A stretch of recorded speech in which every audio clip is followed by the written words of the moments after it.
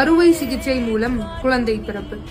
சுகப்பிரசவத்தை எதிர்பார்த்து காத்திருந்த எனக்கு எதிர்பாராமல் கிடைத்த ஒரு மரண வழிதான் அறுவை சிகிச்சை.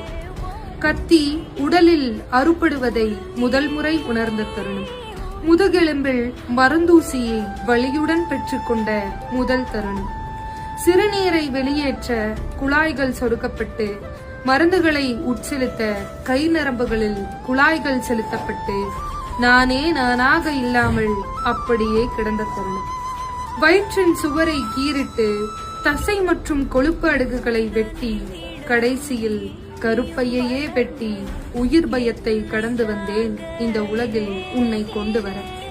நஞ்சுக்கொடியை அகற்றி தையலிட்டார்கள். அதையும் உணர்ந்தது இந்த உடல். உடலா ஏதோ சாதாரண பொருளா தெரியவில்லை. கத்தியும் இரத்தமுமாய் கிடந்து மயக்கம் தெளிந்தது. இத்தனை நாட்கள் சுமந்த அந்த உயிரை தூக்கக்கூட இந்த உடலில் சக்தி இல்லை. போடப்பட்ட தையலை ஒவ்வொரு முறை பார்க்கும் போதும் அப்படி ஒரு பயம், எங்கே பிரிந்து விடுமோ என்று.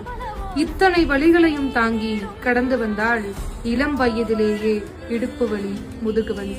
உடலே மாறிவிட்டது, வலியே வாழ்வாகிவிட்டது. அனைத்தையும் கடந்து வந்தேன். மருத்துவர் சொல்கிறார் 2 குழந்தைகள் தான், அதுவே சிரமம் என்று. யாரிடம் சொல்வது நான் பட்ட வலிகளை? வலியை மட்டுமே முழு நாளும் அனுபவித்து ஒரு உயிரை இந்த உலகிற்கு அறிமுகம் செய்த நாள் வாழ்வில் மறக்க முடியாத ஒரு நாள்.